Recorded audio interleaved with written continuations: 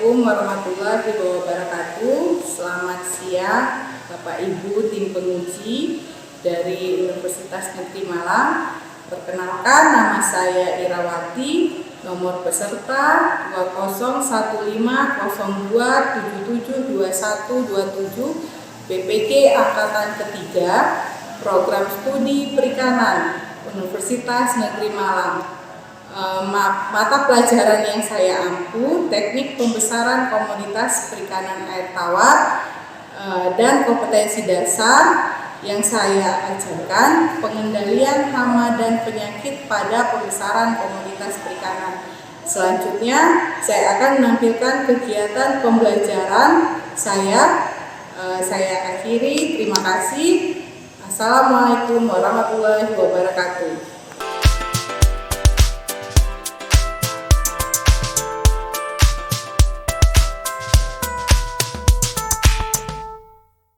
Assalamualaikum warahmatullahi wabarakatuh. Semangat siang. Siang ya. Untuk hari ini sebelum kita memulai pelajaran, alangkah baiknya kita berdoa. Silakan untuk ketua kelas memimpin doa. Duduk siap, gerak. Sebelum mengawali pelajaran pada hari ini, marilah kita berdoa. Berdoa mulai. Selesai. Istirahat kebar, gerak. Siang. Tetap semangat ya. Sebelumnya Ibu akan absen dulu, presensi. Untuk hari ini siapa aja yang tidak masuk? Dera ada? Galuh, Dwi, Sinta, Salwa, Tria, Rafli, Satria, Noval, Rifki, Wahyu. Alhamdulillah hadir semua ya. Ibu akan memulai pelajaran untuk hari ini. Pelajaran kita mapel pembesaran komoditas perikanan air tawar. Untuk KD-nya hama dan penyakit ikan. Ini Ibu share dulu. Materi hari ini adalah teknik pengobatan penyakit ikan. Sebelum kita masuk di materinya, kita harus mengetahui dulu kompetensi dasar dan indikator yang akan Ibu paparkan. Yang pertama, untuk pengetahuannya di kompetensi dasar, menganalisis pengendalian hama dan penyakit pada pembesaran komoditas perikanan. Untuk keterampilannya, melakukan pengendalian hama dan penyakit pada pembesaran komoditas perikanan. Untuk indikatornya, kita akan menganalisis gejala serangan penyakit. Yang kedua, menganalisis pemberian obat sesuai dengan gejala serangan penyakit pada ikan. Untuk yang keterampilannya, menentukan ikan sakit sesuai gejala serangan penyakit. Yang kedua, menyiapkan obat sesuai dengan gejala serangan penyakit pada ikan. Jadi kita ada dua. Yang pertama ada menganalisis kegiatan gejala serangan penyakit. Yang kedua adalah pengobatannya. Nah, adakah yang tahu untuk gambar yang pertama? Gambar yang pertama, adakah yang tahu? Yang pertama ada kutu rambut. Yang kedua, coba ada yang bisa? Sebelum kita masuk ke penyakit ikan, ini pada manusia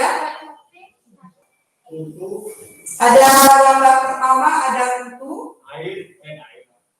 rambut. Yang kedua, yang sampai kiri.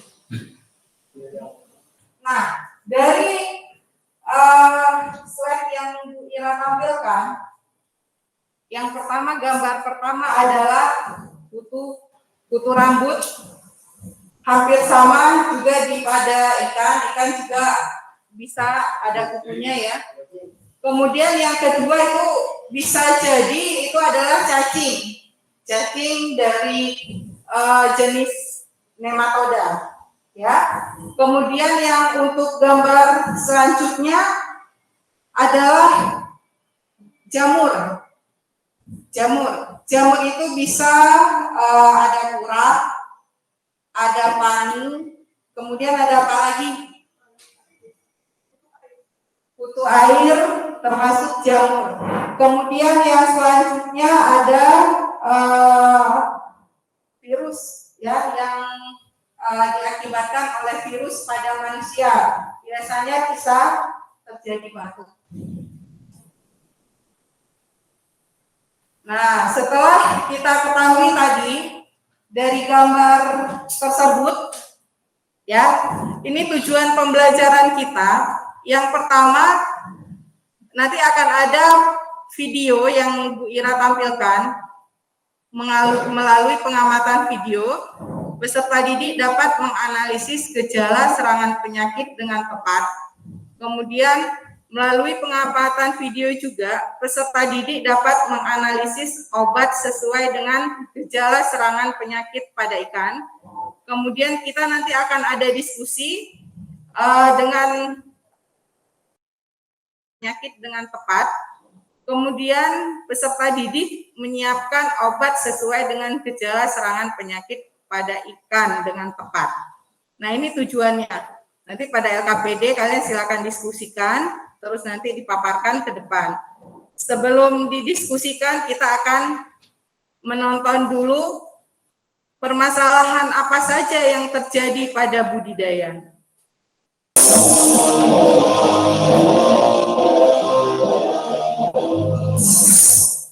Assalamualaikum warahmatullahi wabarakatuh. Selamat datang dan selamat berjumpa kembali di channel yang selalu setia dalam membagi informasi dan pengalaman berkaitan dengan budidaya ikan nila. Pada kesempatan kali ini, saya akan membahas berkaitan dengan 8 penyebab ikan nila mati dan cara mengatasinya.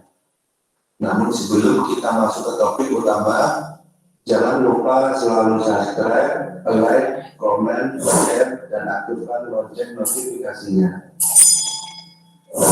Teman-teman para pecinta budidaya ikan nila, hampir semua tersebut tidak hanya terjadi sekali, namun hampir setiap hari kita melihat ikan nila kita ada yang mati.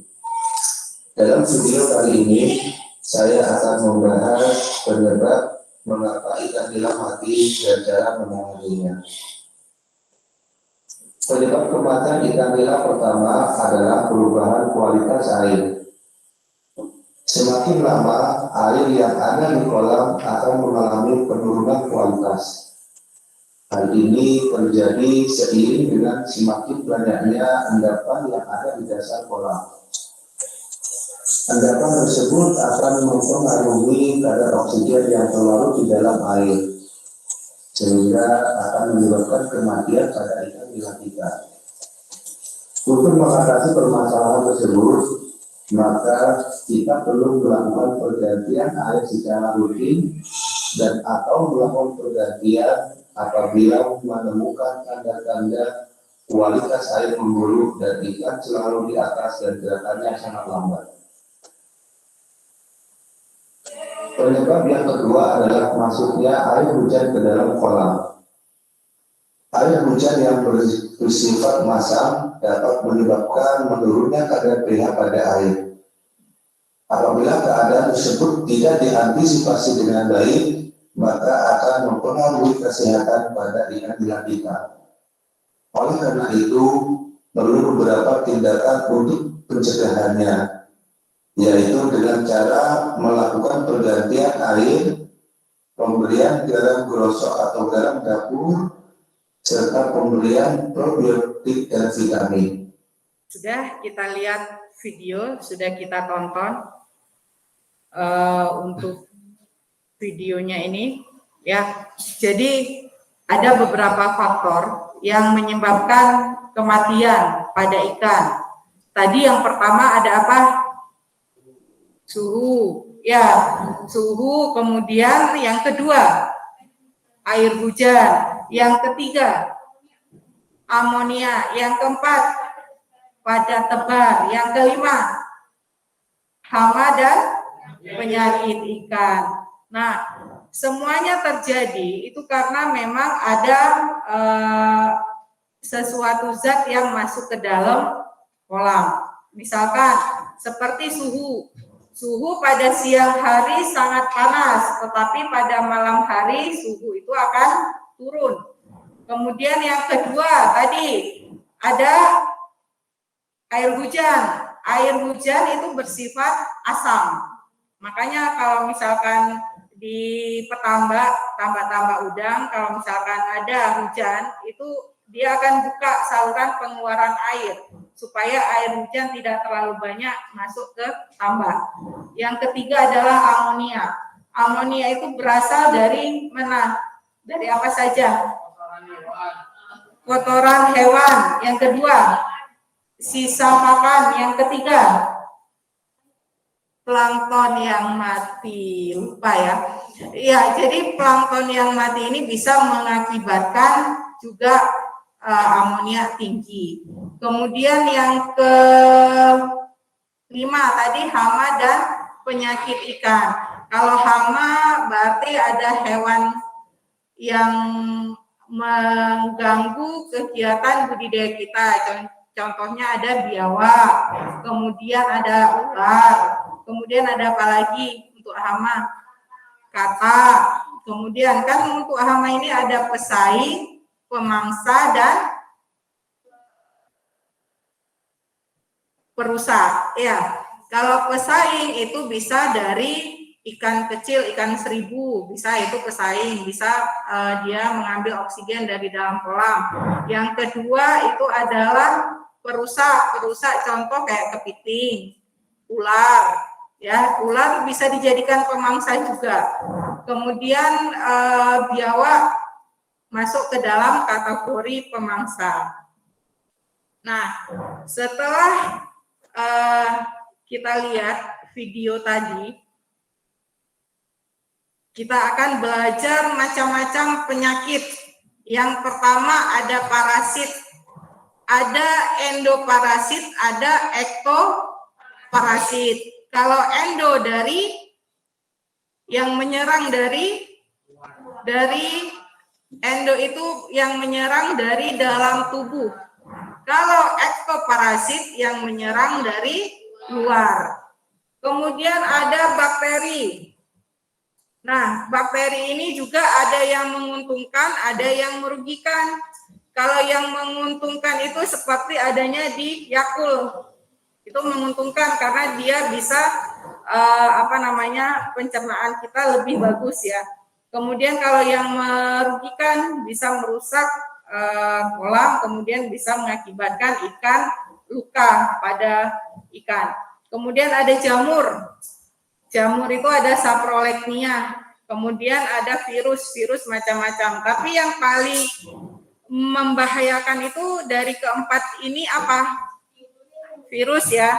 Virus juga sangat berbahaya karena dia tidak ada obatnya kalau pada ikan. Kalau dari parasit, bakteri, jamur itu masih bisa kita obati.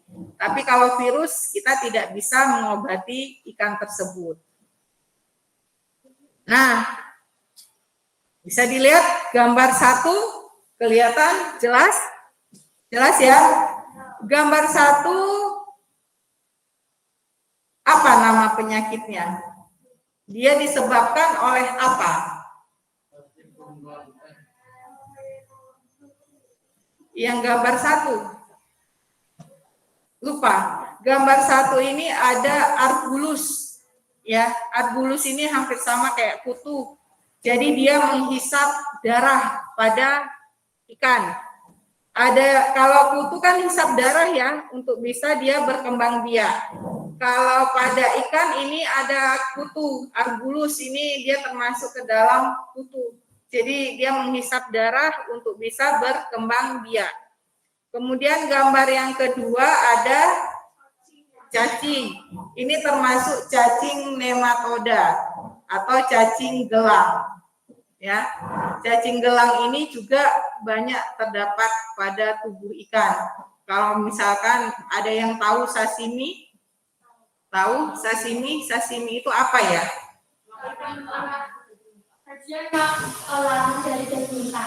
Olahan dari daging mentah. Nah, kalau misalkan tidak diolah, cacing ini bisa hidup sampai di beberapa derajat, ya, derajat Celcius.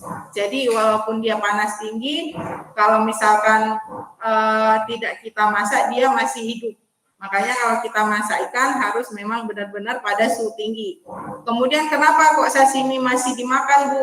Karena memang ada yang doyan ya, ada yang doyan, kemudian itu menjadi, kalau misalkan sashimi ini sebenarnya kalau nggak dimasak itu proteinnya nggak pecah, jadi bagus untuk ke tubuh. Cuma di di sashimi ini dia terdapat cacing yang bisa tumbuh juga di tubuh manusia. Yang kemudian yang ketiga adalah gambar ikan terkena apa ini? Ada ekor warnanya putih. Kalau putih biasanya jamur. Bisa diingat kalau jamur berarti ada panu ya. Panu kan warnanya apa? Putih, warnanya putih. Kemudian di jamur ini juga biasanya dia mengakibatkan gatal pada ikan. Kemudian gambar yang keempat, penyakit apa yang menyerang? Ada borok, biasanya borok ini bisa diakibatkan oleh bakteri. Ada yang jawab bakteri, benar, ini diakibatkan oleh bakteri. Jadi bakteri ini bisa membuat luka pada ikan karena dia menggesek-gesekkan badannya, kan mengakibatkan gatal, kemudian terjadi luka pada tubuh ikan. Kemudian gambar yang kelima, herpes virus masuk ke dalam kategori virus. Kemudian yang keenam, white spot syndrome virus, WSSV. White spot syndrome virus ini termasuk ke dalam virus, ya. Kemudian kita lihat lagi. Nah, ada apa di gambar 1 sampai dengan gambar 4? Ini adalah obat alami. Yang pertama itu apa namanya? Daun dan biji ketepeng. Ini banyak di Banyuwangi ya, banyak sekali. Ini bisa dijadikan obat. Yang kedua apa?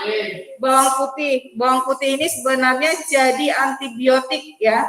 Bagus dia untuk antibiotik. Kemudian gambar yang ketiga, kipahit ya. Iya, ini kipahit. Kipahit bisa jadi obat juga. Yang keempat, menirang. Sebenarnya banyak dari alam, misalkan ada kunyit ya, kemudian daun sambiloto juga bisa, ada yang tahu daun pepaya juga bisa ya. Jadi banyak yang dari alam yang bisa kita manfaatkan. Kemudian yang ketiga, pengamatan ketiga, yang pertama ada apa? Garam. Garam ini yang paling ampuh untuk merontokkan yang namanya parasit ya. Kemudian yang gambar kedua,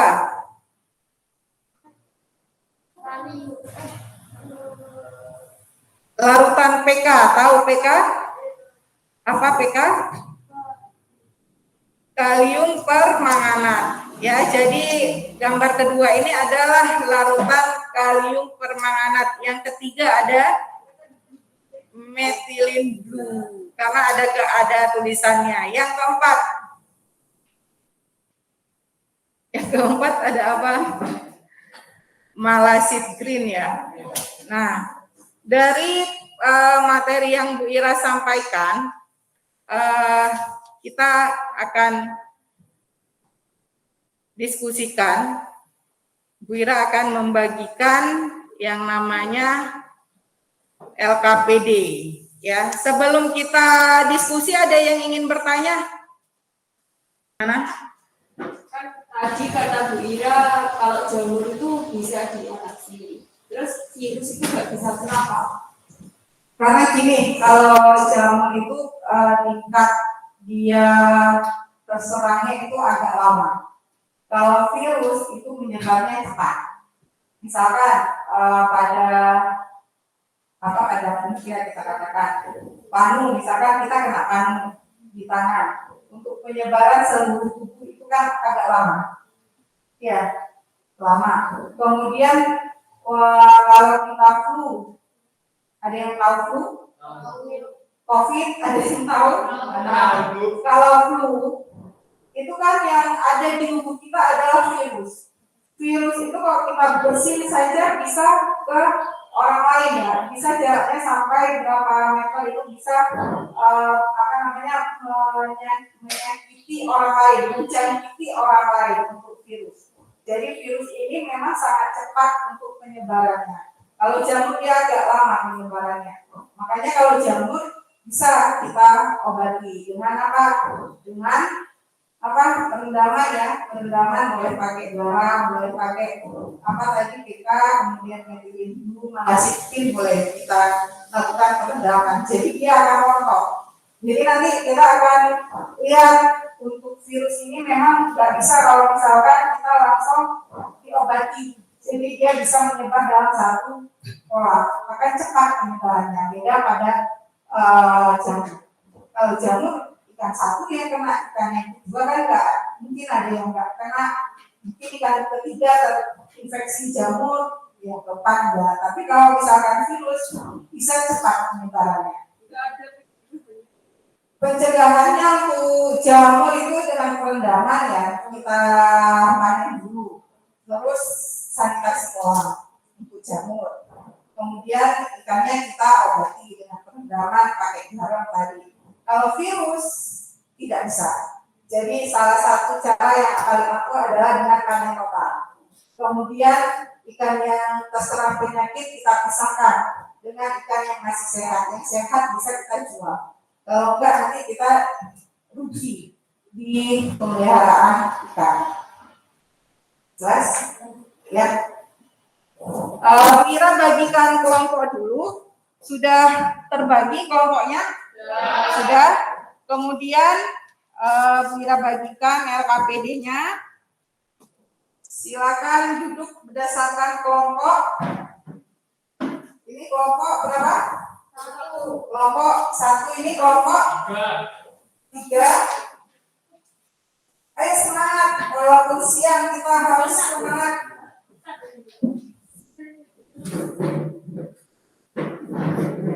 Pada lemas ya, siang.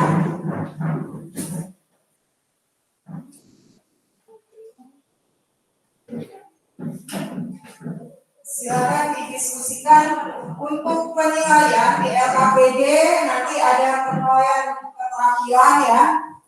Jadi kalian nanti kita kasih nilai sesuai dengan kemampuan menjawab penilaian, menjawab pertanyaan-pertanyaan yang Bu Ira berikan.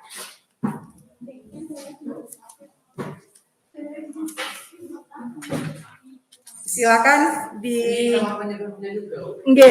sama penyebabnya juga. Ada untuk yang pertama, pengamatan yang pertama ada ini tadi sudah dijelaskan, ya. Ada Argulus, kemudian dia dari jenis penyakit apa? Kan ada 4, ada parasit, ada jamur, ada bakteri, dan ada virus. Jadi silakan dijawab. Kemudian penyebabnya oleh apa? Kalau misalkan Argulus, dia penyebabnya dari mana? Kan tadi ada 5, ya. Ada dari kualitas air, ada suhu, kemudian amonia, kemudian untuk di pakan juga ada, kemudian hama penyakit juga ada. Untuk jenis penyakit mungkin mau dipaparkan nanti ke depan selain dari yang di LKPD. Misalkan ada leukemia, ada Gyrodactylus, ada Dactylovirus, silakan dipaparkan di depan.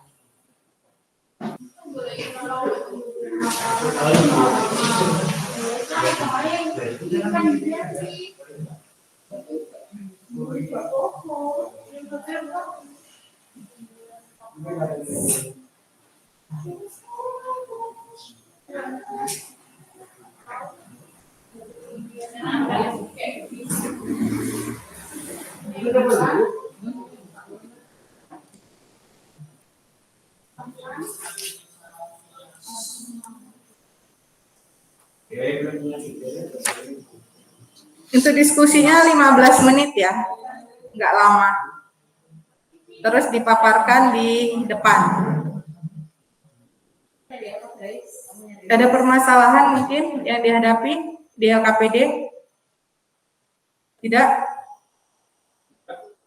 Assalamualaikum warahmatullahi wabarakatuh. Waalaikumsalam warahmatullahi wabarakatuh.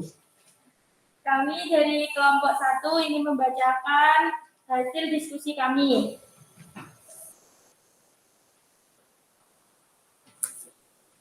Yang pertama, nama penyakitnya Argulus. Jenis penyakit yang menyerang parasit, penyebabnya pemberian pakan atau tanaman. Yang kedua, cacing anisaktiasis.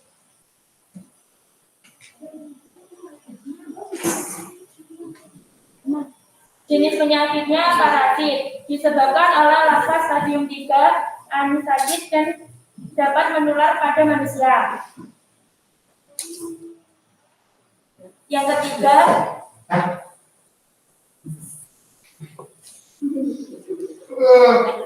Salmonella. Kondisi kualitas air yang buruk, sirkulasi air yang rendah, kadar oksigen terlarut rendah, atau amoniak tinggi dan kadar organik tinggi. Aeromonas bakteri, kondisi stres akibat kepadatan tinggi makan yang buruk, kondisi ikan yang kasar, kualitas air yang buruk, suhu yang air yang ekstrim. Air yang ekstrim. Agak didekatkan dengan mulut. Nah. Blood herpes virus menyebabkan melalui kontak yang antara ikan yang sakit dan yang belum terinfeksi melalui air, peralatan, saluran irigasi. Hodgkin syndrome virus. Akibat parameter kualitas air melebihi batas toleransi ikan.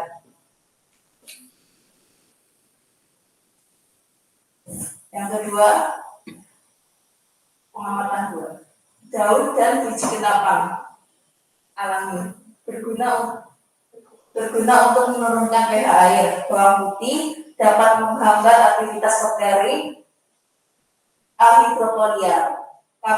Kapahid dapat menghambat pertumbuhan bakteri Mycobacteriosis. Mengobati infeksi bakteri Aromonas hydropolia. Garam untuk membasmi jamur parasit dan menaikkan pH. Kalium permanganat mengobati berbagai jenis parasit dan bakteri.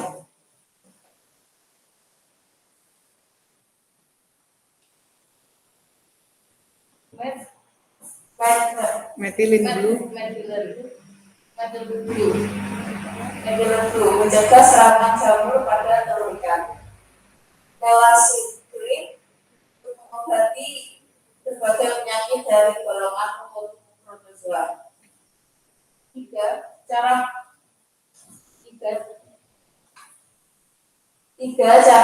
mengobati ikan sakit sesuai dengan penyakit yang menyerang ikan. 1. Perendaman 2 oral atau pemberian makan. 3. Suntikan. Kesimpulannya, kita dapat mengetahui berbagai jenis penyakit dan obat-obat yang dapat digunakan untuk penyakit ikan, baik alami maupun buatan. Terima kasih. Assalamualaikum warahmatullahi wabarakatuh. Ada yang bertanya sebentar untuk pertanyaan? Silakan. Ada yang bertanya? Ada yang bertanya? Hah? Sudah jelas? Sudah jelas. Yang kelompok sudah jelas pemaparannya? Tidak ada yang bertanya? Boleh? Boleh, silakan.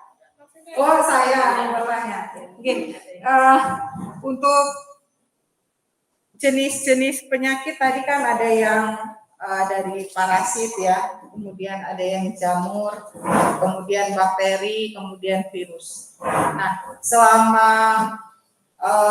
kita di sekolah melaksanakan praktikum, ya, pemeliharaan ikan nila atau ikan lele di sekolah, pernah tidak mengalami ikan yang terkena penyakit dari jenis keempat tadi, ada parasit, jamur, bakteri, dan virus. Kalau hama, Bu Ira rasa kan kita bisa menangani ya. Tapi kalau misalkan penyakit ini penanganannya penyakit apa saja yang kita temukan selama ini? Menurut saya jamur. Jamur. Berarti kalau jamur itu ada apa di badannya? Ada seperti yang Putih-putih, kemudian terdapat di sirip apa aja? Di ekornya sama di sirip atas punggung, ya. di sirip punggungnya. Nah, ada nggak dilakukan perlakuan selama ini? Ada. Perendaman memakai air Pakai mikrofon kok nggak kedengaran. Menggunakan air ketepe. Ya, Menggunakan berarti bijinya apa daunnya yang digunakan? Daunnya. Berhasil. Berhasil kan? Nah, jadi bisa kita kita tadi kesimpulan berarti memang bahan-bahan alam ini bagus. Memang dia kan tidak ada efek samping kalau bahan-bahan alami, tapi kalau bahan kimia ada efek sampingnya. Oke? Silakan, boleh ditutup. Terima kasih. Wassalamualaikum warahmatullahi wabarakatuh. Waalaikumsalam warahmatullahi wabarakatuh. Jadi ikannya ini terkena koi herpes virus ya. Cuma dia nggak bertanya, dia memberikan pengalaman, ya pengalaman. Nah, ikan koi ini terkena virus, kemudian diceburkan ke sungai, dibawa air atau gimana? Di sungai, tapi udah dikasih ini pembatasnya, maksudnya dia nggak akan pergi. Nah itu, jadi sebenarnya untuk koi herpes virus, namanya kan virus ya. Virus ini kan bisa menyebar. Boleh, kalau misalkan mau ditutup, boleh. Habis ini Bu Ira jelaskan untuk yang ini. Boleh, ada yang ingin bertanya nggak? Yang untuk kelompok lain? Enggak, silakan boleh ditutup. Terima kasih, sekian dari kami. Assalamualaikum warahmatullahi wabarakatuh.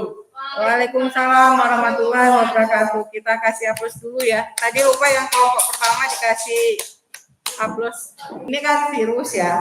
Kalau virus ini memang penyebarannya sangat cepat.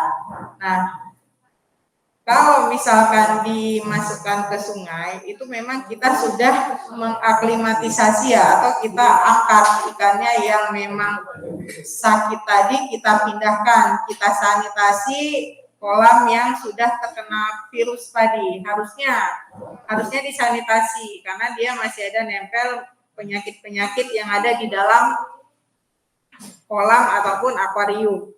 Ya, jadi harus disanitasi. Nah, benar memang dimasukkan ke dalam sungai. Mungkin di sungai tadi dari kualitas airnya bagus, dia bisa dirontokkan. Jadi tidak semua virus memang bisa mengakibatkan langsung kematian. Jadi lihat virusnya, misalkan kayak virus white spot syndrome virus ya, itu memang kalau pada udang bisa sebagian kena, sebagian tidak. Jadi tergantung imunostimulan dari makhluk hidupnya. Kita juga gitu, di manusia kan juga seperti itu. Ada yang kena COVID, ada yang tidak. Ya, tergantung dari imun tubuhnya. Jadi tidak semua terpapar COVID, enggak. Ikan juga seperti itu. Tidak semua terpapar penyakit. Ya, bisa dipahami ya. Jadi kalau misalkan hidup mati adalah kuasa Allah. Jadi Kita cuma bisa berusaha. Kalau misalkan ikannya kena penyakit, kita berusaha untuk bisa menyembuhkannya ya. Jadi seperti itu ya Dera ya. Nah, ini ada sedikit evaluasi. Boleh ditulis di buku latihan. Silakan ditulis di buku latihan untuk evaluasi hari ini. Sebelumnya Bu Ira mau nanya ya. Kita sudah pelajari materi penyakit ikan. Kemudian obat-obatnya apa saja. Nah, Bu Ira mau nanya macam-macam penyakit dan jenis penyakitnya. Macam-macam penyakit. Ada 4 ya, macam-macam penyakit.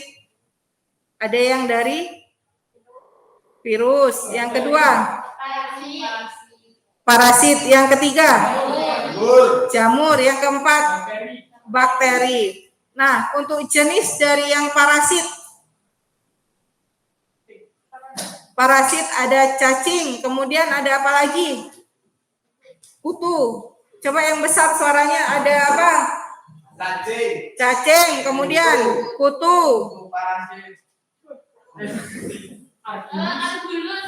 Argulus ya. Ya, dari jenis penyakitnya. Kemudian dari virus apa? Ada yang tahu dari virus? Koi, herpes, virus. Kemudian satunya West Spot Syndrome virus. Kemudian dari jamur.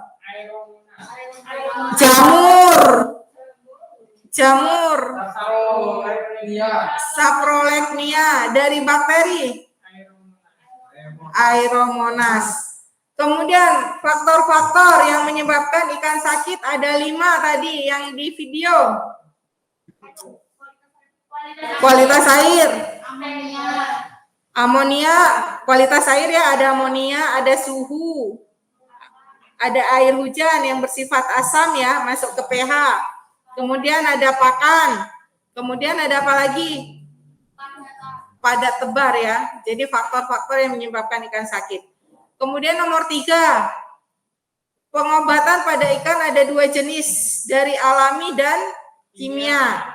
Untuk yang obat alami apa saja tadi ada 4. Daun biji kepepeng, terus bawang putih, kipahi, terus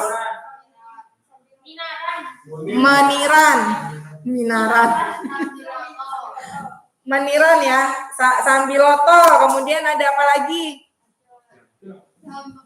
Daun pepaya. Ada apa lagi? Ada bumbu masak yang kuning-kuning. Kunyit. Ya, kunyit bisa menyembuhkan luka. Nah, yang dari kimia, garam, kalium permanganat, kemudian kemudian malasidrin. Nah, kita sudah belajar tentang penyakit ikan dan obat-obat yang ada ya, boleh dari alami, boleh dari kimia. Nah, untuk hari ini ada yang ingin bertanya sebelum kita akhiri? Nggak ada? Cukup? Cukup. Nah, sebelum diakhiri, siapa yang mau menyimpulkan kegiatan hari ini? Jadi kesimpulannya dari pembelajaran kali ini adalah kita tahu bahwa cara pencegahan dan pengobatan ikan menggunakan bahan alami dan kimia. Ada yang mau menambahkan mungkin ada yang menambahkan? Sudah cukup? Nah, kalau sudah cukup, kita akhiri ya untuk materi hari ini. Terima kasih ya. Silakan berdoa dulu. Ada yang ingin bertanya nggak sebelum selesai? Nggak ada, silakan. Duduk siapkan sebelum mengakhiri pelajaran pagi hari Berdoa mulai. Selesai. Siap cepat dan